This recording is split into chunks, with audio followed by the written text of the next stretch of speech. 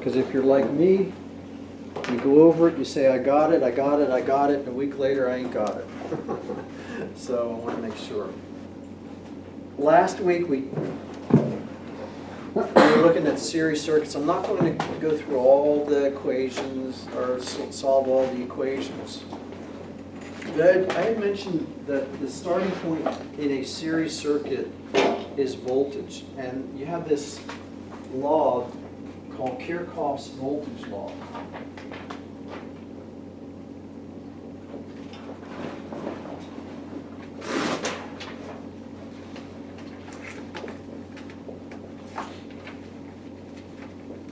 Which says that when you have a source in a circuit like that battery, that adds voltage to the circuit, and whatever it adds is dissipated exactly in each one of those resistors.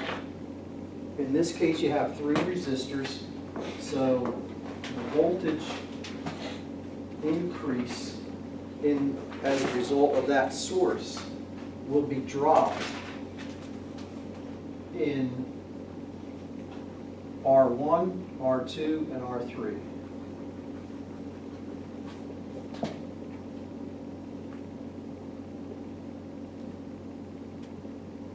Like so. I don't know what it is, haven't gone through the calcs, but if you had another resistor, you'd have to add that one in. If you had fewer resistors, the voltage would be dropped across 2 instead of 3. You also have this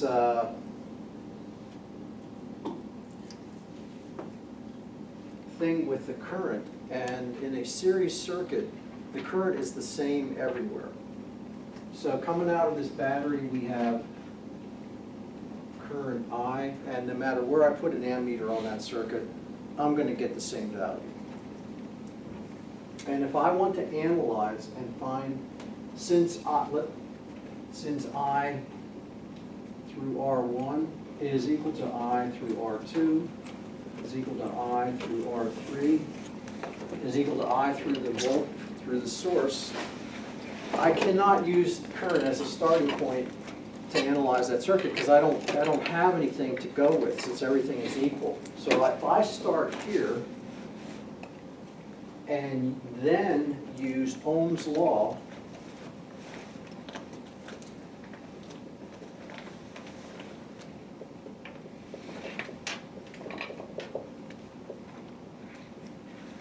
in this case, this form here,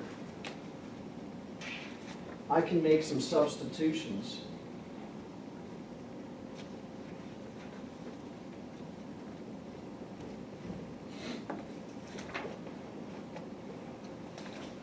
And end up with the relationship for the total resistance in that circuit, because now that I have the current is the same everywhere, I can cancel the current from every term, and RT is equal to R1 plus R2 plus R3.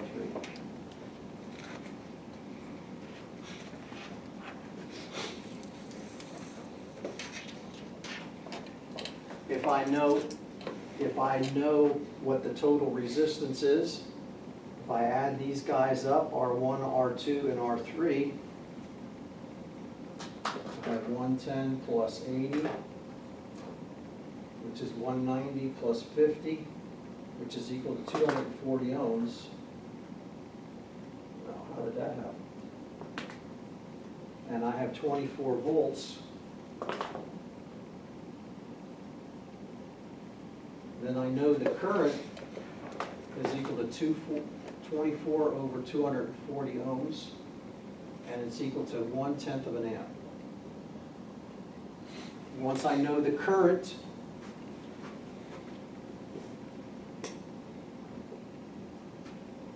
now I can go back to this guy here, that form of Ohm's law, and I can actually find out how much voltage is dropped across each one of those resistors. And when I do that and I add those guys up, I better get 24 volts or else something's wrong. So VR3 equal to 0.1 times 110, which is equal to 11 volts. VR2 is equal to 0.1 times 80 is equal to 8 volts, and VR3 is equal to 0.1 times 50 ohms, which is equal to 5 volts. So that's 19, that's 24 volts.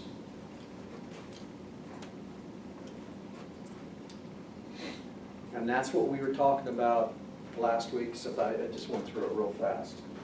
The only other thing we're missing is the power. How much power is dissipated in each one of those resistors? And again, we had 3 forms of the power equation. If you start out with power and make some substitutions using Ohm's law, you can derive the other 2, and the other 2 are I squared R. The third one is V squared over R. And since we know the current, we know the voltage drop, we know the value of the resistance, I could start with any one of those equations and find the power dissipated in any one of those resistors. That's not always the case, but it is in this example.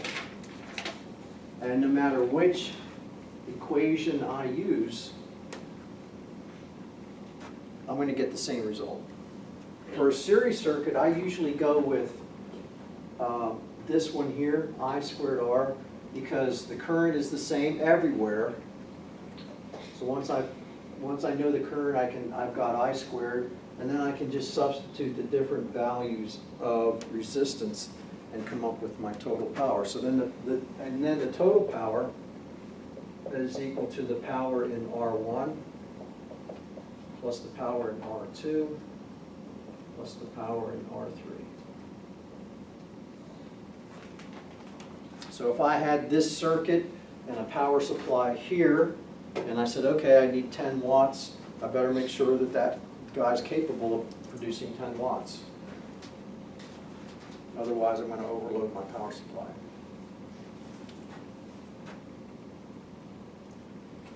So that's pretty much in like 10 minutes. That's what we covered last week. And the key to analyzing a series circuit is right here. You start out with the 2 basic, well, the one is not really law, but that's just the current relationship. But you start out with the voltage. And knowing this, you can start out with that equation there. Total voltage increase is equal to the sum of the voltage drops. Then you substitute for Ohm's law, you can find the total resistance, and then once you have that, you can find your voltage drops and your power.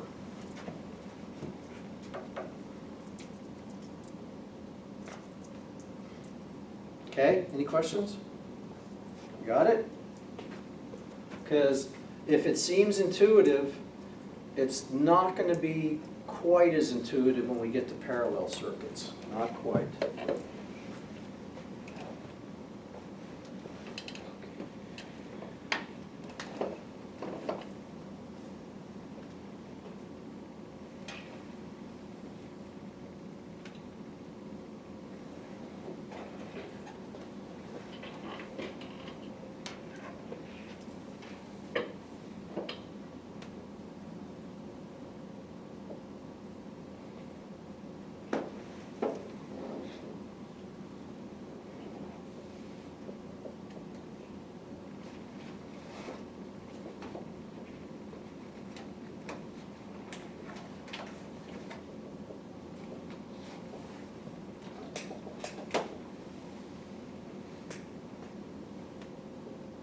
So let's create a parallel circuit here and see if we can do a similar analysis.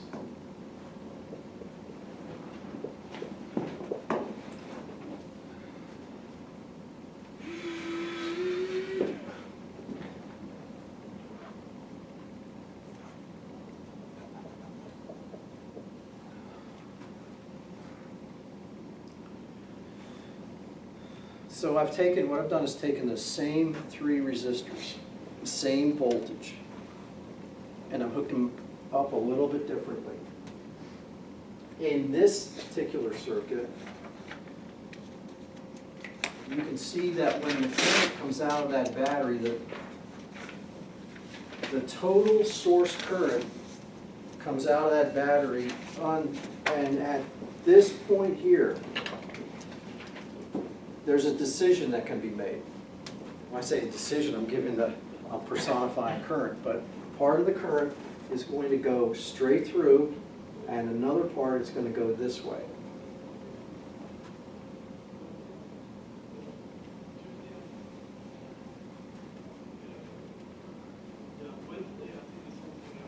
I don't know if you can see that. On Saturday, when it was my son, he had a car that I had given to him. And when this component of the current gets to this node, these are called nodes, it splits again. So we have part of that current going that way and the rest goes through that 110 ohm resistor.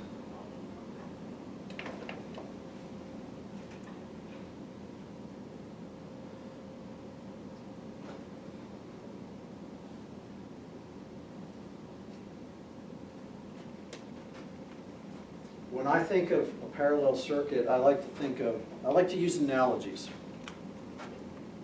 And the analogy that I like to use for a parallel circuit is having two doors out of a room. A door here, let's say you got a door right next to it, and the fire alarm goes off. And you got to get out of this room. This door here doesn't exist. Now, if there were 50 people in this room, some of us we're all going to head for the door, but some of us are going to go through this door, and some of us are going to go through that door right there. Not everybody's going to go through, well, it would be stupid if everybody went through the same door. You'd never get out. But let's say this door's 3 feet. Let's say this door here, where those two windows are, is the other door. It's 6 feet wide. So that 6 foot wide door offers a lower resistance to the path of egress, to getting out of the room. And most of us are going to go through that 6 foot door. It's just easier to do. Some of us will go through the 3 foot door, especially if we're standing next to it. And the same is true for when you connect resistors in parallel. If you have an 80 ohm resistor here and a 110 ohm resistor here, intuitively you're going to think, well, this has a higher resistance, so that if these were the only two resistors connected in the circuit, I would expect to see more current, less current going through the 110 ohm resistor, and more current going through the 80 ohm because it has less resistance. The lower the value of resistance, the more current, and it's like the wider the door, the less resistance. And if that is your intuitive assumption, you'd be absolutely correct.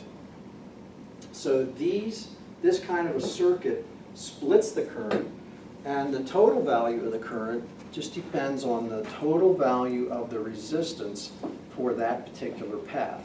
Since I have 3 resistors here, 1, 2, 3, this current right here, I'm not at a point where I can figure out what it is, because that value of current right there will depend on the combined resistance of those two guys in parallel. That's what we're going to find out. So the whole idea in a parallel circuit, as in a series circuit, is to come up with an equation for the total resistance. And to do that, I'm going to start out with another law. Here I have Kirchhoff's voltage law. I'm going to start out with another law called Kirchhoff's current law.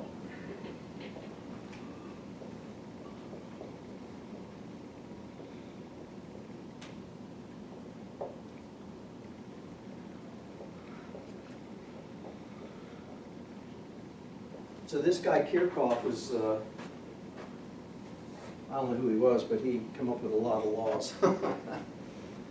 So what he said is this, that for any node in a circuit, This is a node, it has 3 branches, 1, 2, 3, but this could be a node as well, right there. If I just pick a point right in the middle, that could be a node with 2 branches. But for any node, the amount of current into that node is equal to the amount of current out of that node. In other words, you can't have electrons piling up in the circuit. The same way with the series circuit. That's just not how the current flows. You cannot have electrons piling up over here and have no electrons over here. It's a nice, smooth path. So, for example, this current here into that node is equal to the current through R1 plus this one here. I'm going to say that's R23. Whoops.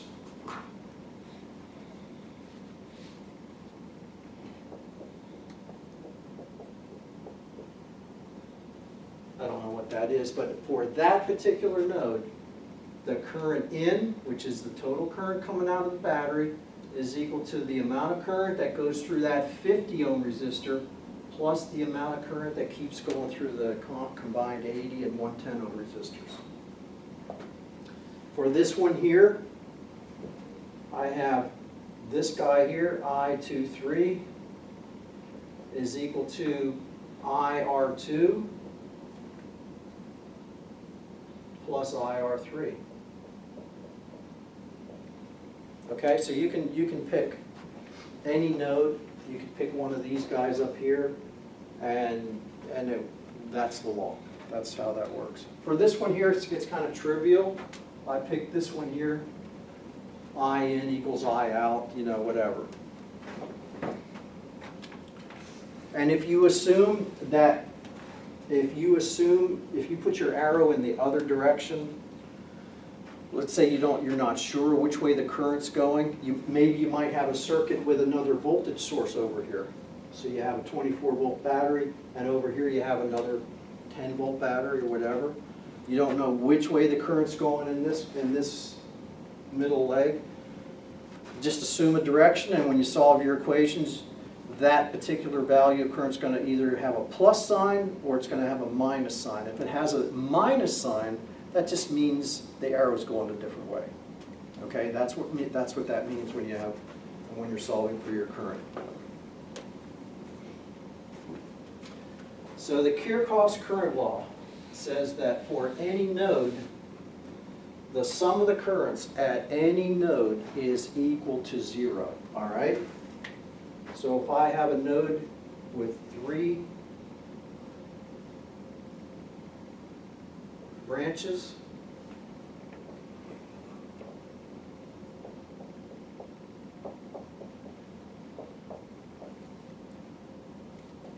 I'm going to have my equation like this.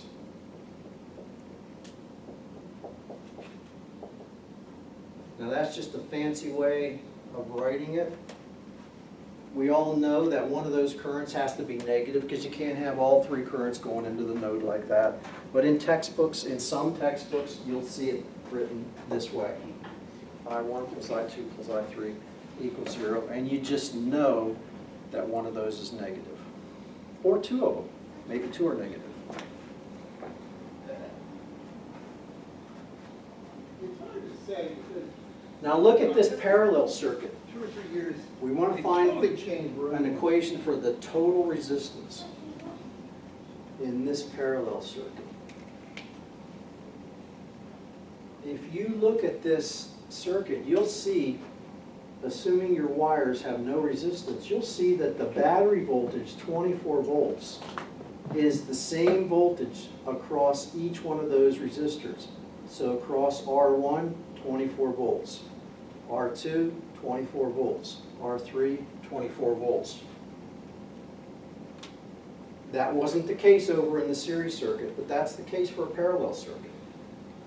So I cannot use voltage as my starting point in a parallel circuit. I have to use current.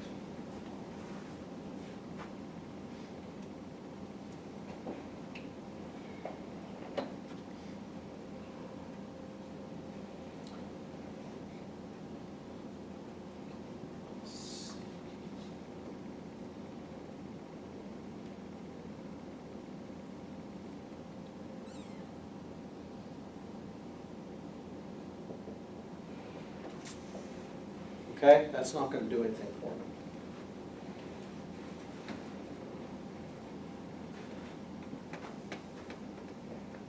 So instead, what I'm going to do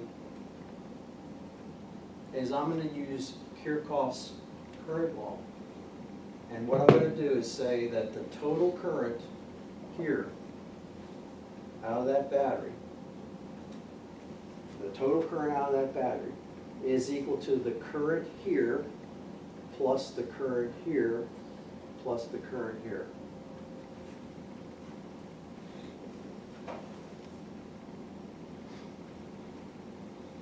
Okay?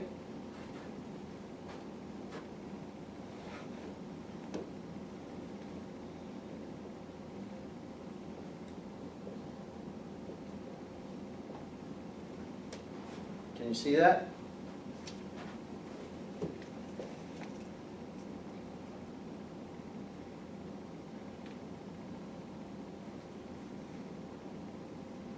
Here was the voltage.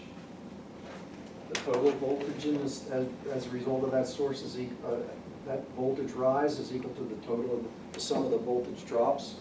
Here the total current out of that source is equal to the sum of the branch currents.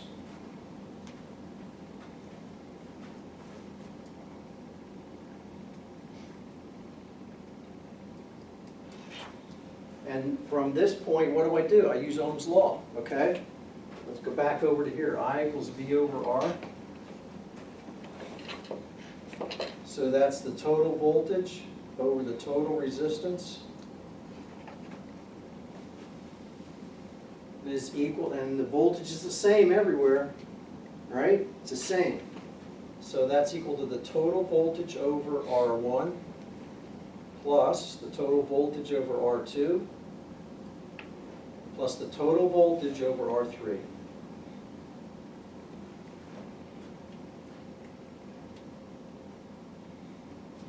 And because that total voltage is common to every element, I am left with this equation. 1 over the total resistance is equal to 1 over R1 plus 1 over R2 plus 1 over R3. And if I had 4 resistors, it would be 1 over R4 plus, and so on. And this is the equation that is not necessarily intuitive, but that's the equation.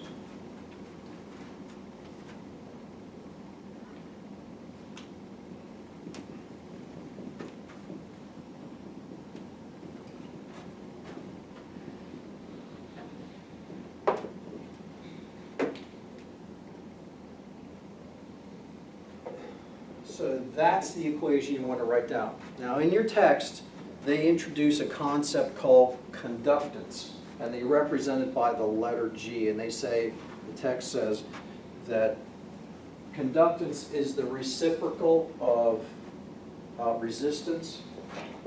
G is equal to 1 over R. So if you want to use conductance, you can. And I think the unit for conductance is the mho, MHO. Used to be the mho. They've been changing them around. But if you do that and you make your substitution, you'll see that G, the total conductance is equal to G1, the conductance of that resistor, plus G2 plus G3. I very rarely use conductance. And I'm not going to give you any questions on conductance. That's my own personal preference. It is nice. It does make this equation, when it's expressed in conductance, it does make that equation equal to or very similar to the equation for the total resistance of the series circuit. I prefer to just stay with ohms. For when I give a question in ohms, I'm going to give it in ohms whether it's series or parallel.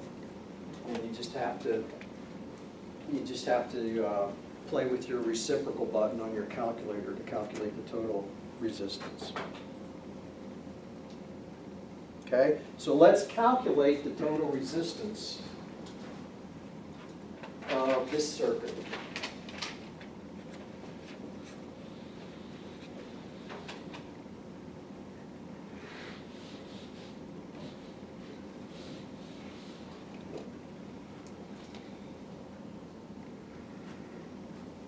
And actually, we'll go through the circuit calculations. So 1 over RT here is equal to what? 1 over 50 plus 1 over 80 plus 1 over 110. And I can't do that math, so I got to. 240. What'd you get? 240. 24, 240. 24 ohms? 240. Can't be 200. Oh my God. No, I was.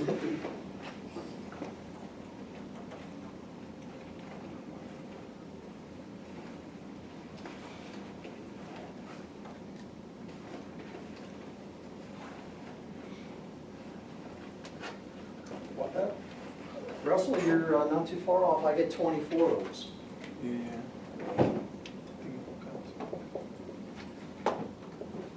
And there's a decimal, 24 point something. Go ahead and go through the calculations.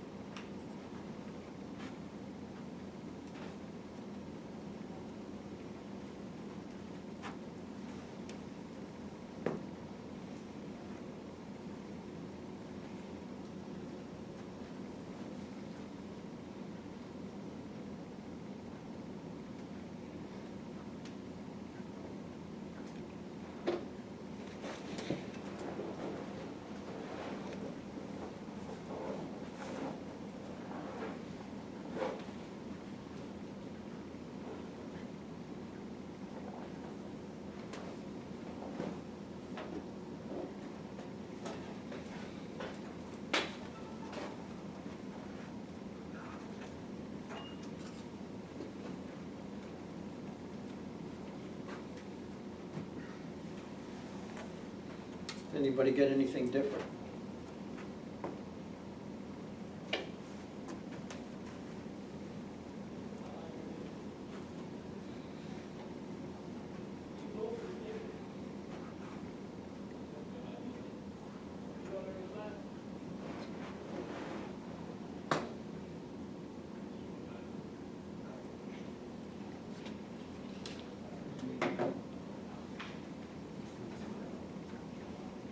Yep. I got something. What'd you get? I don't know, come here and look at this. I don't know if I put it in wrong or, so I'm gonna do it again because I messed up. So 1 over 50. Yep. Plus 1 over 80.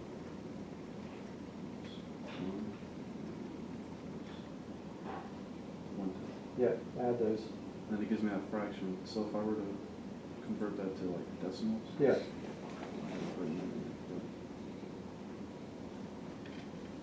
gives me like a weird, Now take 1 over that.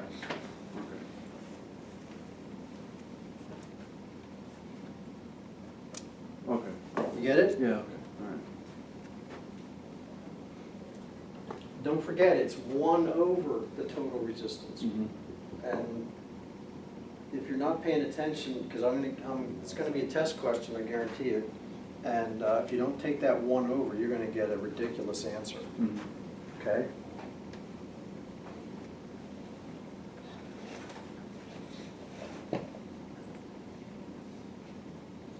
Now, if you look at this answer, it's 24.04 ohms, and you look at the values of the resistance, 110, 80, 50, when you have resistors in parallel, the total resistance will always, always, always be less than the smallest resistor. smallest resistor in this case is 50 ohms. So if you're doing a calculation and of resistors in parallel and you get 60 ohms, you did something wrong. It's always going to be less than the smallest resistor.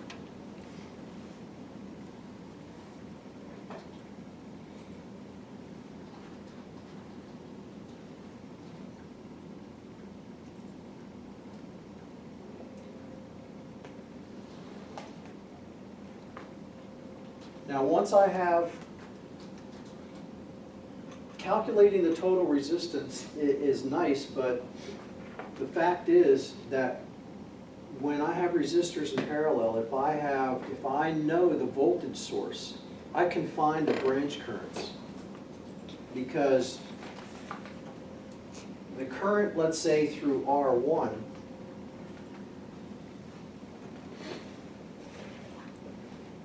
is just the source voltage, 24 volts, divided by R1, which is 50. So the current through R1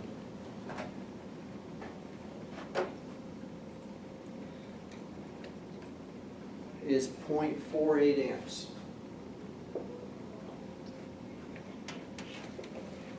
The current through R2 is equal to our source voltage, 24 divided by 80 ohms. So through R2 we have 0.3 amps. And the current through R3 is 24 over 110.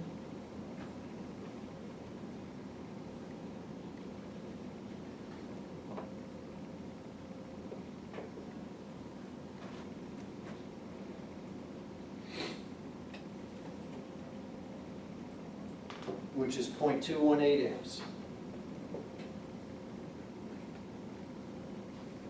So that means that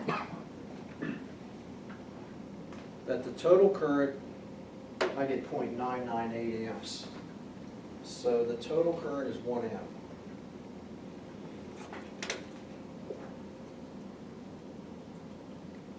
Because I'm just adding this and this and this from this equation here. Total current is equal to the sum of the branch currents.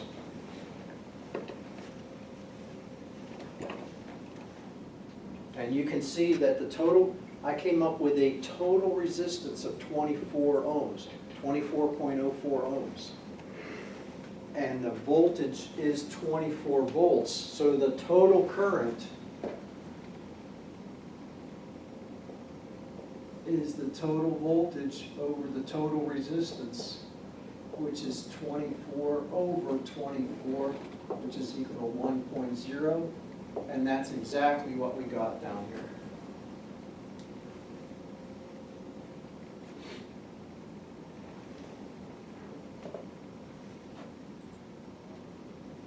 So whenever you start an analysis of a parallel circuit, you always start with current. Series circuit, you always start with voltage. And the key thing to remember in a parallel circuit is the total resistance is always less than the smallest resistor. Okay?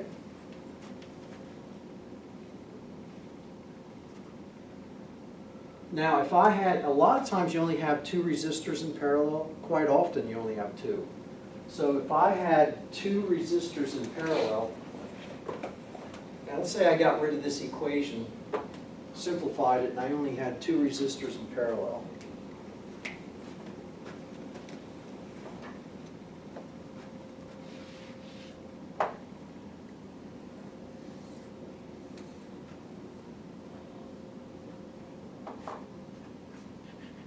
So my equation is this.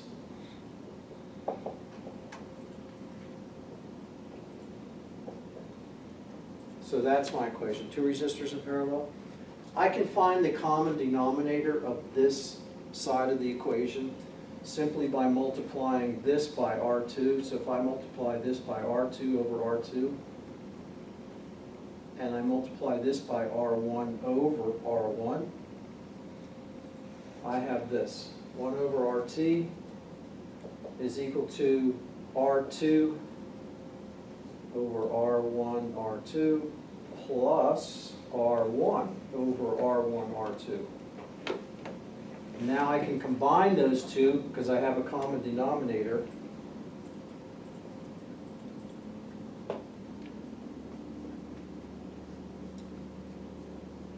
And now when I flip that, I end up with RT is equal to this.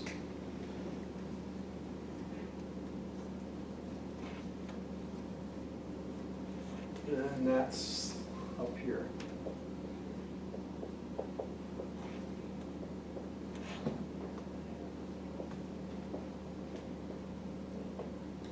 So that's two resistors in parallel, only two. R1 times R2 over R1 plus R2.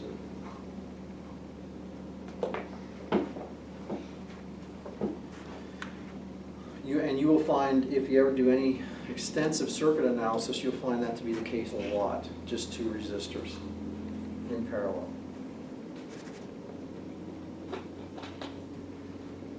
Now, in the case of, I'm just comparing series to parallel here. In the case of a series circuit, those resistors connected in series acted as voltage dividers. So if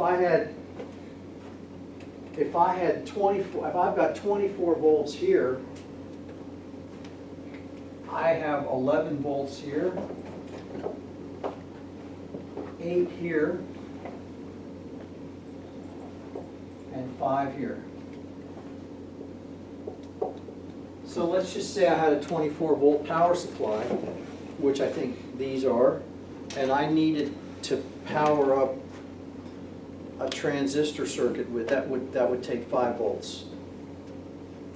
Then what I could do is I could create a series circuit using resistors and then connect some wires across that particular resistor there and go to my amplifier. Knowing that since the voltage across that resistor is 5 volts, that's going to be the input voltage to my amplifier. That's done a lot, an awful lot. So resistors in series are voltage dividers, but resistors in parallel are current dividers.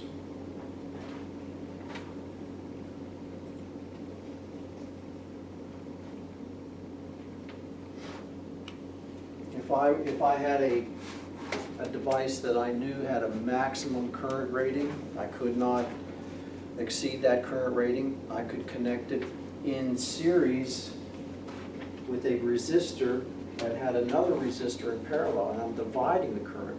So whatever current goes through R3 also goes through my component that I'm trying to power up. And if I select my resistors properly, I'm going to divide that current, and the maximum current through my component that I'm using will never be exceeded if I select my resistors properly. Okay? Current divider, voltage divider.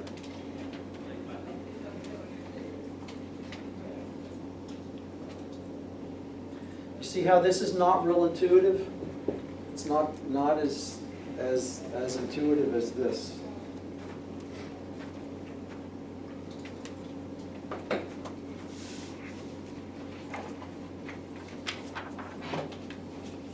Okay, let's go through some calculations for resistors in parallel.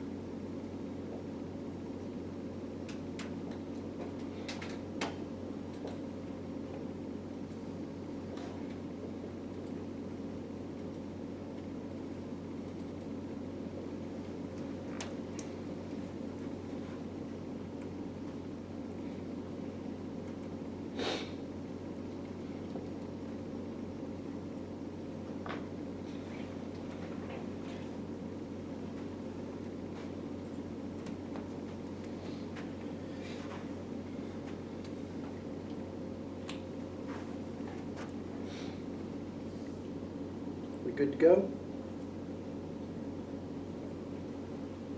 Good to go? Russell, you all right? Still working? Okay. David? Okay.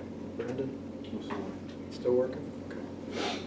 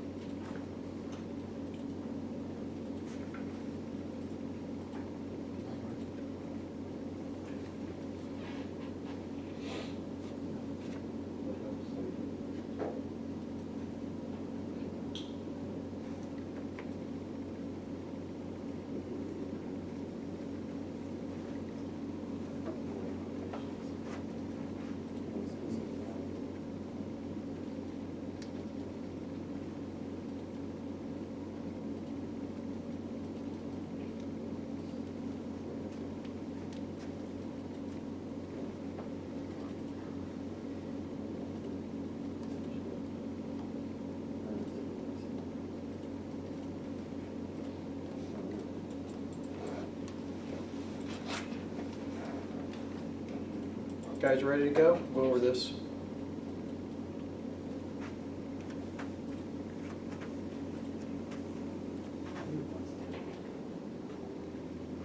Not getting it? No, this guy, this guy. Let's go over the first one. So we have three resistors in parallel, 10,000 ohms, 5,000 and 1,000, 10K, 5K, 1K. So the formula is 1 over the total resistance, 1 over the total is equal to 1 over 10K plus 1 over 5K plus 1 over 1K, all right? So if you just put those into your calculator and take the reciprocal of each one, take the reciprocal of 10K and 5K and 1K, add those reciprocals, you're gonna get real small numbers. You add those three together, then you take the reciprocal of the answer. That should give you the total resistance. And in this case, I get 769.23.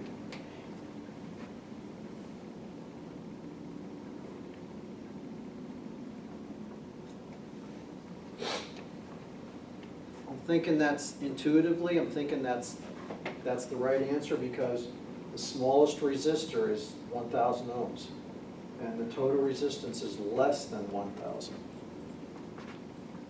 Now, 1 or 2 ohms is also less than 1,000, but it's going to be, the more problems you do, the more you get a feel for what the total resistance ought to be. So in this case, 769 is what I'm getting. You guys getting that? Alex, okay, good. Let's look at this one. 20K, 25K, 50K. So here's the formula.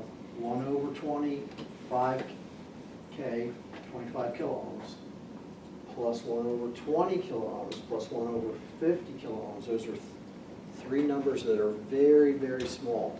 You add those guys together, and then you take the reciprocal of the final sum, and I get 90. Approximately 9,090 ohms.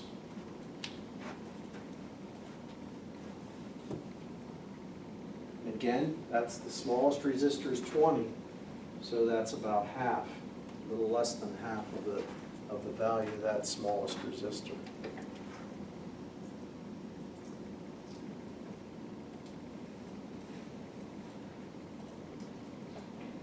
And then the last one I have 4 resistors in parallel, ranging from 45 ohms to 1,000 ohms. I know that my resistance is going to be less than 45. It has to be. And how much less just depends on what other resistors you have. In this case, I get 24.65.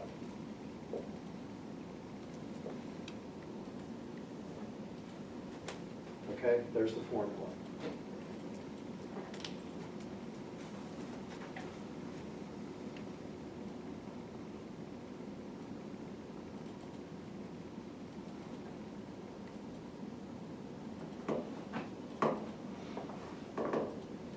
Getting it? Okay.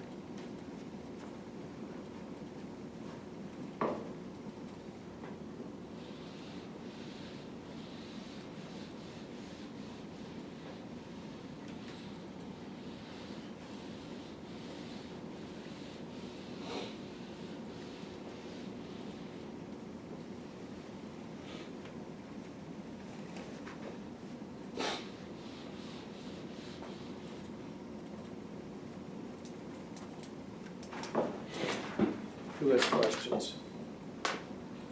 Do you want me to go over that again? Anything?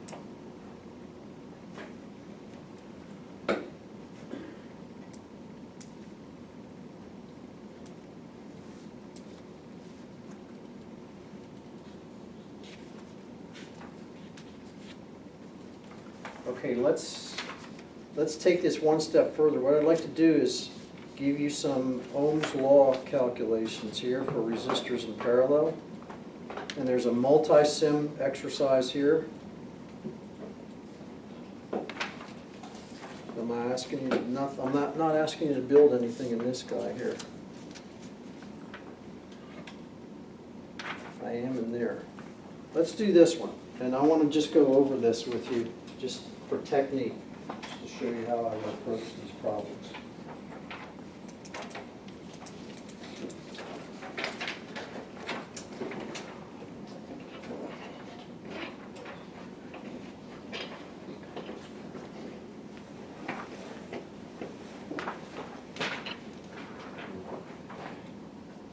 Okay, so that first one, determine the current through each one of those resistors. What I would do there, step one is calculate the total current.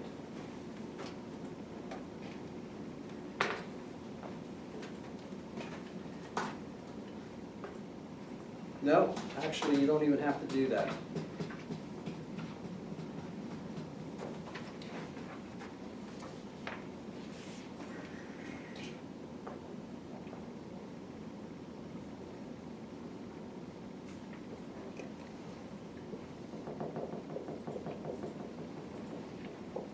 Because you don't have to do that because you have the value of the voltage. So the way I would do this one is just say I equals V over R. Use Ohm's law. We know the voltage, that's the same voltage here, here, and here. We have the resistance, so we can calculate the current through each one of these guys. All right? You don't have to do any other intermediate steps.